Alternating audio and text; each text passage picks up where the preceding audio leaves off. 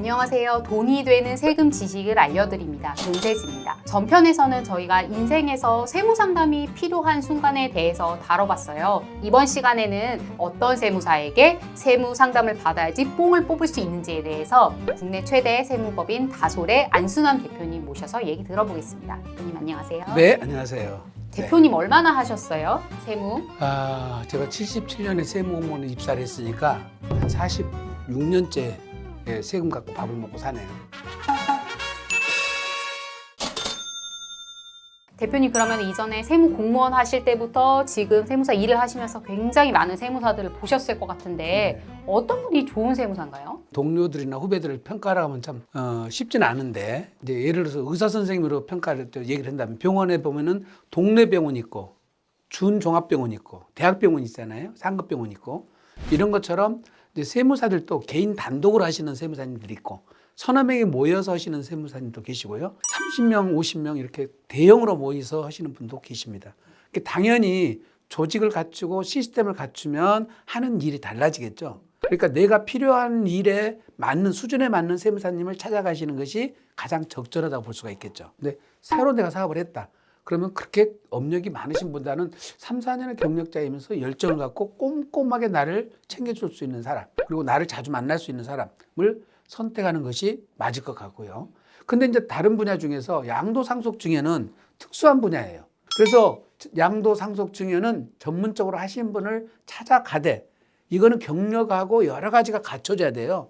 지식적 수준도 필요하고 경험도 필요하고 또 업무에 대한 애정과 열정도 필요하고. 그거 어떻게 알아봐요? 이 질문 내용이 달라요. 가서 질문 내용이 증여를 내가 하러 왔습니다. 그러면 뭘 주실랍니까? 이걸 주겠어요. 그러면 본인이 판단해서 세액 계산만 간단히 하고. 질문이 짧으면 하는 일도 짧아요. 네? 왜 주시는데요? 왜 아들만 주시려고 그러세요? 지금 상속세를 걱정하시나요? 증여세를 걱정하시나요? 종합부동산세는 어떤가요? 이걸 다 보는 분들은 그걸 종합적으로 다 보는 거예요. 근데 내가 그 뒷부분을 날 잘 몰라. 그럼 묻지 않는 거죠. 아는 부분까지만 하죠. 그러니까 내가 질문을 당해보면 이 상대방이 나를 어디까지 케어를 해줄 수 있다는 것을 느낄 수가 있어요. 그래서 상담을 한 군데 가지 말고 두 군데, 세 군데 가라는 거예요. 저희 같은 경우도 지난번에 계약서를 하나 써오셨어요. 양평에 있는 시행부지인데 거기 안에 주택이 있고 농지가 있고 그다음에 상가가 있고 나대지가 있어요. 네 가지가 결합되어 있는 부동산을 50억에 팔았어. 근데 계약서 한 장에다 50억 이렇게 써갖고 온 거예요. 그럼 세금 계산할 때 주택은 비과세고 농지는 감면이고 상가는 일반 과세고 나대지는 중과세예요. 이 가격 구분을 어떻게 할 거냐고요. 요거를 정확하게 알고 계약서를 쓰는 것과 모르고 한 방에 50억 이렇게 계약서를 쓰는 것하고는 제가 세금 차이를 정리를 해봤더니 약 3억 5천 차이가 나요. 계약서 한 장을 어떻게 쓰냐만 가지고도 세금이 이렇게 달라지잖아요. 그래서 첫 번째 전문 세무사를 만나라. 자, 그러면 지금까지 그 좋은 세무사를 고르는 법에 대해서 이제 설명을 해주셨고 세무상담을 받기로 하고 좋은 세무사도 제 나름으로 골랐어요. 세무상담을 받으러 가요. 네. 어떻게 가야 돼요? 그게 첫 번째가 제일 중요한 것은 나는 당신을 신뢰합니다 하는 그런 마음가짐이 가장 중요한 것 같아요. 왜냐하면 세무사님이 질문하는 거는 이 상담의 모든 것이 필요한 내용들을 질문하는데 경우에 따라서 보면 개인 정보에 관한 것들일 수도 있고요. 개인적 상황에 일부는 부끄러운 것도 있을 수 있어요. 예를 들어서 뭐 이혼하고 돌싱이고 우리 세무에서는 다 이것이 필요하거든요. 그러면 뭐 혹시 부모님 자산이 이만큼 있는데 가족들 뭐 관계가 어떻고 맞습니다. 뭐 사이가 좋고 안 좋고 뭐 이런 거 중요한 다 거예요? 질문하는 거예요. 그러니까 아버지한테는 지금 질문할 때 그러면 이거를 분배를 n분의 1로 하고 싶습니까? 장남한테는 차등을 두고 싶습니까? 남은 재산은 어느 정도 나는 보유하고들 원합니까? 이런 민감한 부분들을 다 얘기를 하는데 가족들이 같이 들을 수도 있는 것이고 가족들이 없는 곳에서 세무사한테만 얘기하고 싶은 얘기도 있을 거 아니에요. 그러니까 노출을 어디까지 시키실 것인지에 따라서 세무사님도 상담하는 것이 달라지거든요. 그러네요. 다 말하고 안 하고가 달라지네요. 달라지죠. 양도를 할 때 이걸 팔아서 이 돈을 어디다 쓰실 거냐고 묻는 거는 그 다음 스텝을 보는 거잖아요. 세무사님이 미리서 상담을 다 얘기를 해요. 제가 지금 분도 상담하는 것은 여러 가지의 도움을 드리기 위해서 질문하는 거니까 웬만하면 솔직히 말씀해 주세요. 얘기를 하긴 하는데 양도소득세 내가 물어봤는데 이걸 팔아서 어디다 쓰냐는 것을 왜 묻죠? 이렇게 나오면 저희가 그 다음 단계에 절세 방안도 연구를 해주려고 그럽니다. 그러면 그 다음 단계 절세는 필요 없고요. 그러면 제가 상담 자체가 하기 싫어지죠. 그래서 첫 번째 신뢰를 하셔야 되고요. 그 다음에 처음에 오셔가지고 본인이 예단하고 질문하시면 안 돼요. 상담을 잘 받는 방법 중에 하나가 이런 거예요. 1세대 1주택인데요. 내가 세금이 나와요, 안 나와요? 1세대 1주택인지를 누가 결정했냐고요? 누가 판단했냐고요? 그건 세무사한테 판단을 듣기 위해서 왔잖아요. 제가 집이 한 채 지금 팔려고 하는데요. 여기에 대한 세금 상담을 받으러 왔습니다. 그래야 처음부터 모든 것이 검토가 되죠. 집이 지금 파시려는 집만 있으세요? 다른 집도 있어요? 다른 집은 없는데요? 없다고 그러니까 거기서 끝이 아니라 그럼 다른 집은 없어도 오피스텔은 갖고 계세요? 오피스텔 있는데요? 오피스텔은 어떻게 사업자 등록은 되어 있나요? 네, 일반 사업자로 등록이 되어 있는데요. 부가세 환급 받았나요? 그럼 또 거기서 끝나버리면 끝나는 거예요. 근데 그 오피스텔 사업자 등록을 해놓고 실제 사람이 살아요, 안 살아요? 실제 사는데요? 사업자 등록을 했으면 살아도 괜찮다는데요?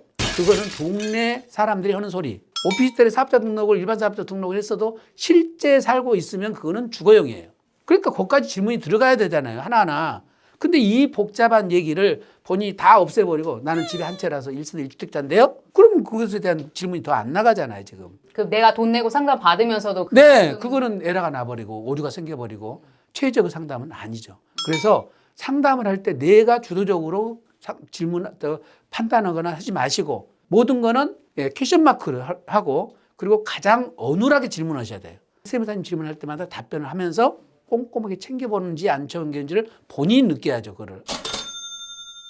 그러면은 혹시 말씀하신 대로 개인적으로 그런 정보나 그런 부분을 충분히 제공하지 못해서 네. 예상치 못하게 세금을 더 많이 내게 되시거나 그런 케이스도 좀 있나요? 그런 거 많죠. 예를 들어서 이제 이런 거예요. 상속주택은 내가 갖고 있는 집을 갖고 있다가 상속받으면 어쩔 수 없이 두 채가 됐잖아요. 그래서 상속주택이 받았다고 하더라도 이거는 일반 내가 갖고 있던 기존 집은 팔 때 비과세를 해줘요. 부득이하게 아버지 돌아가셔서 두 채가 됐으니까 투기꾼은 아니잖아요. 배우자인 아내가 남편 집을 가서 판 거예요. 자기는 상속주택을 갖고 있기 때문에 주택세 안 들어간다. 그리고 팔고 왔는데 이 상속주택이라는 것이 굉장히 요건이 까다롭거든요. 그러면 아버지가 남긴 상속주택이 한 채냐 두 채냐 세 채냐에 따라 달라져요. 한 채가 아니라 두 채인 거예요. 그때 그러면 특례를 두 개를 다 주냐? 특혜를 두 개 다 안 주거든요. 하나만 주거든요. 오래 보유한 것만 주는 거예요. 자기가 작은 아들이 받은 상속주택은 아버지 고향집 거를 받았고 그다음에 형님이 받은 거는 서울에 있는 비싼 아파트를 받은 거예요. 이게 지금 남편이 잘 알아보고 팔으라고 그랬는데 아내는 지금 내가 인터넷 다 찾아봤더니 상속주택은 괜찮다. 그래, 우리 한 채만 받았으니까. 네, 그렇게 괜찮다고 팔아본 건데 요것 때문에 세금이 나왔잖아요. 그러니까 남편이 뭐라고 그랬어요? 잘 알아보고 해라 그랬는데 왜 팔아가지고 이 세금 폭탄 맞았냐? 이제 따지는 거고 아내는 뭐라고 그랬어요 남편한테? 왜 당신이 비싼 집을 상속받지? 이 싸구려 집을 받아가지고 이거 세금 폭탄 맞냐? 이거 부부싸움 난 거예요. 그러니까 이제 본질에선 좀 벗어난 건데. 그렇죠. 그래서 상담받으러 왔는데 그러면 이 정보를 다 얘기를 해야 되는데 정보를 다 얘기하지 않았단 말이죠. 그러면 세무사님들이 그걸 또 알아차려야 되는데 결과만 갖고 있는 거죠. 왜? 등기부등본을 보니까 서울에 있는 현대아파트가 예를 들어서 83년도 취득을 했고 여기는 88년에 취득을 한 거예요. 예. 그러면 이제 우리가 합리적 의심을 한번 해봐야죠. 왜 서울집을 먼저 취득을 하고 고향집이 늦게 취득했을까? 그리고 이 사람은 지금 몇 년생인가? 한 2년생이에요. 52년생은 고향에서 세를 살았을까? 의심이 되죠. 그래서 제가 이 집에 땅을 등기부등본을 뗐더니 땅은 42년도에 취득한 땅이에요. 그럼 뭐예요? 이 땅 취득할 때 주택이 있었고, 그 다음에 멸실하고 88년대 다시 새로 지은 거예요. 그러면 이 경우는 원칙적으로 42년도 취득일자로 가는 거예요. 아버지가 42년도에 취득을 했으니까. 그 팩트 체크가 돼 있었기 때문에 찾아낸 거잖아요. 그렇게 찾아서 세금을 제가 3억을 깎아준 사례가 있는데 그 팩트 체크가 굉장히 중요하다는 거죠. 그러면은 이게 이제 단순히 뭐 서류 갖고 가고 뭐 그게 중요한 게 아니라 상담을 받으면서 내 정보를 많이 줘야 노출할 된다고요. 그게 제일 그렇습니다. 중요하네요. 굉장히 상담을 중요한 받을 거예요. 때. 그러니까 내 정보를 많이 노출을 해서 상담을 잘 받는 거는 되게 좋은데 네. 그게 사실 좀 외부에 노출하고 싶지 않은 정보니까 네. 좀 노출하지 않으시는 것 같아요. 근데 제일 중요한 거는 세무사도 마찬가지고 의사들 또는 변호사님들 다 전문가들은 개인 정보를 너무 많이 알게 되잖아요. 우리한테는 가장 중요한 것이 개인 정보뿐만 아니라 비밀 관련된 것들 모든 거를 보호해 주는 것이 제일 중요해요. 그래서 무슨 말씀을 한다고 하더라도 우리가 그 부분에 대해서 누구한테 전달하거나 어디에다가 알리거나 그런 경우는 절대 있지 않습니다. 그게 그렇게 하셔야 되는 의무가 당연하죠. 당연하죠. 그래서 그런 전문가들은 그런 것이 보안 유지가 안 되거나 비밀 유지가 안 되거나 개인정보가 보호가 안 돼 버리면 우리 업무 자체가 진행될 수가 없어요. 그거는 신뢰하고 충분히 말씀을 하시고 이제 저희들이 또 상담을 할 때 그 부분을 팩트를 정확하게 상담을 해 주셔야 되고 이 알려준 이 부분은 저희들이 개인정보보호위원회에서 비밀을 유지해 드립니다 하고 저희들이 약속을 하고 지원을 합니다. 네, 그래서 그건 반드시 지켜준다. 지금까지 세무법인 다솔의 안순환 대표님 모시고 어떻게 하면 세무상담을 잘 받을 수 있을지에 대해서 준비해봤고요. 그 세금과 관련해서 궁금하신 부분이나 이런 내용을 좀 다뤄주면 좋겠다라고 생각하는 분들이 있으시면 댓글로 남겨주시면 저희가 다음 컨텐츠 만들 때 참고하도록 하겠습니다. 지금까지 시청해주셔서 감사합니다.